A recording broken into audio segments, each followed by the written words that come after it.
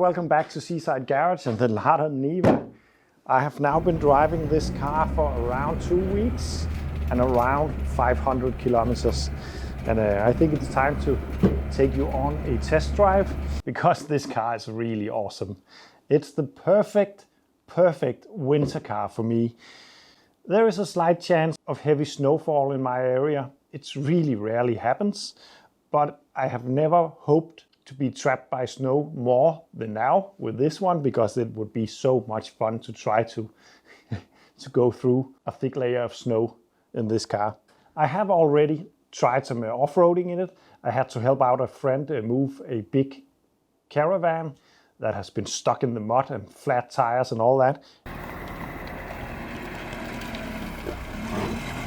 Seaside camping.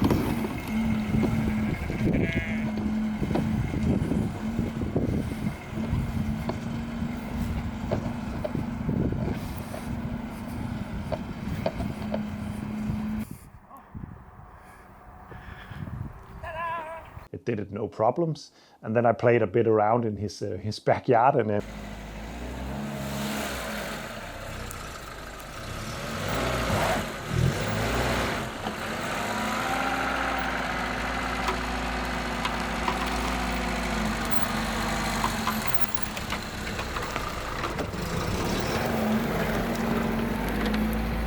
this seems to be a really capable off-roader. I didn't really have to use anything more than the low range.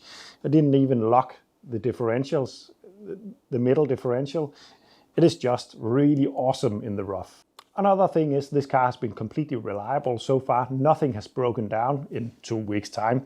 It's not saying much, but on the other hand, it has been off the road for a long time. I was expecting problems to arise really quickly, but nothing has left me stranded, at least.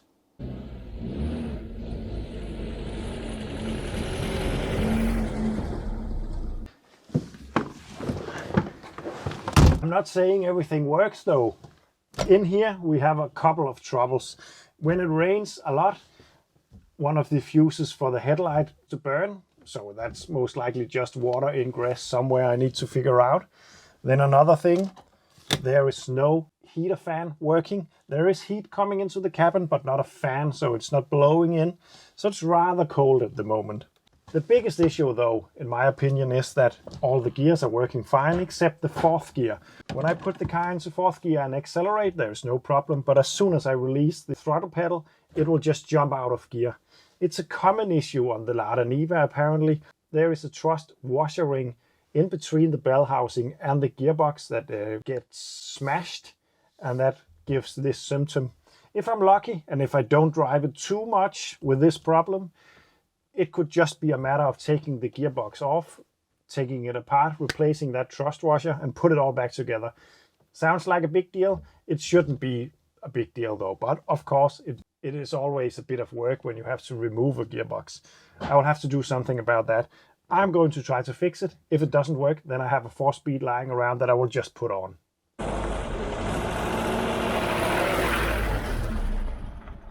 At the moment I am unemployed, as I have told you in previous videos, which means that I don't really have to go anywhere. I just have to go and buy some car parts and buy some groceries and all that. So the car is really good for that.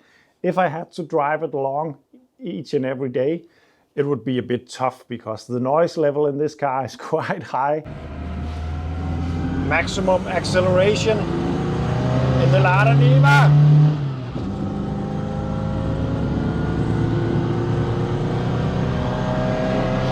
And also another big thing is that the fuel consumption is of course not the best in the world.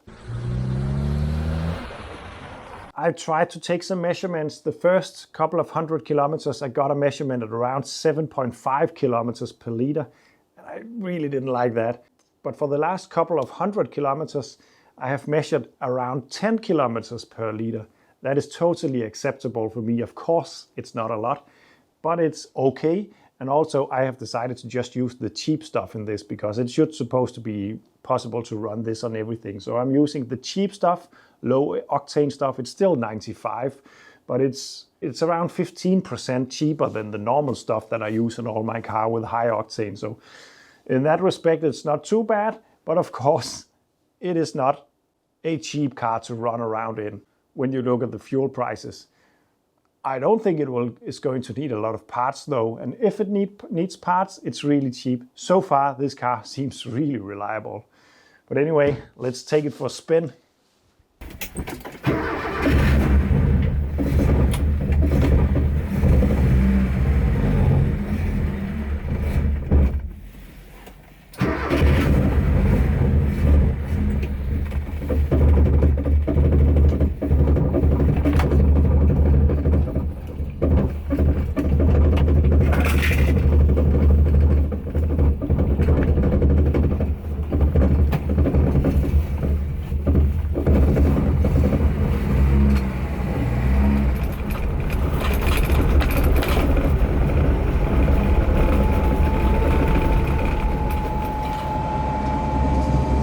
So driving the Lada Niva is a lot of fun, and for some reason it feels like a big heavy car. Everyone I showed it to asked me how heavy it was. Someone even asked if my lift was strong enough to lift it, because it looks pretty heavy. It isn't though, because this is rated at around 1150 kilos, which is slightly less of a modern day hatchback like a Ford Fiesta or something like that. It is not a heavy car at all. The Saab 900 Turbo is more than that. I think the Princess is more than that. And yeah, but it just feels pretty heavy. Maybe because of the chunky nature of this car, the big gear levers and the noisy engine and the big articulation of the undercarriage and all that. Maybe it makes it a bit heavy feeling, but it isn't though. Using a lot of fuel though, still. But it is driving all four wheels all the time. Remember, the Fiat Panda didn't do that. You had to activate the 4x4.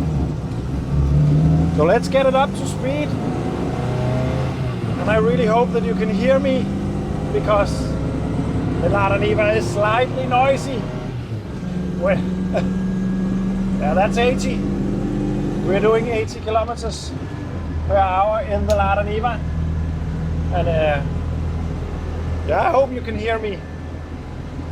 You get to hear all the stuff on a Lada Niva.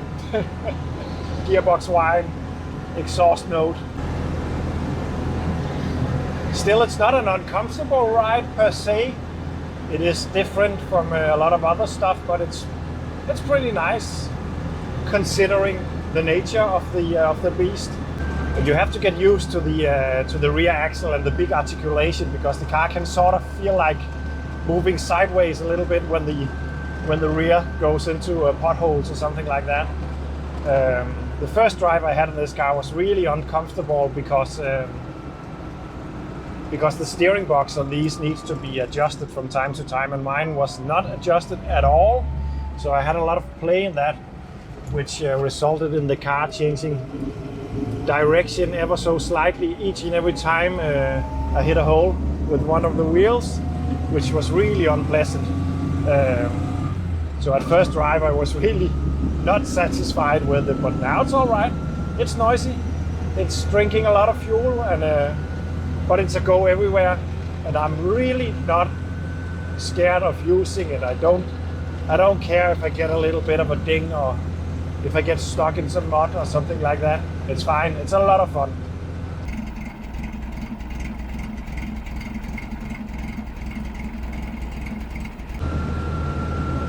But as you can see, right now I'm in fourth gear, and if I release the throttle for a bit, it is in neutral. So I really have to do something about that, because if I force it into gear, I'm pretty sure I'm wrecking the synchro messes and stuff on the other sprockets.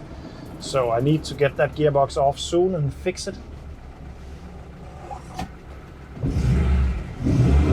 At the moment I'm just trying to jump fourth gear, but it doesn't really enjoy being in fifth unless you got some speed on, at least 80 kilometers per hour, which is not every day in this car. I have had it up to 100, but it's a bit unpleasant. I think it can go faster than that, but yeah, I haven't even balanced the front tires yet, so I have a bit of a wobble right there. But especially now at 50, it's a bit annoying because I can't be in fourth, it will jump out of it.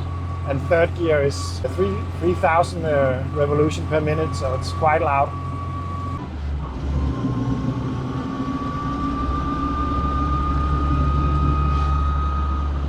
Anyway, thank you for watching and see you in the next one.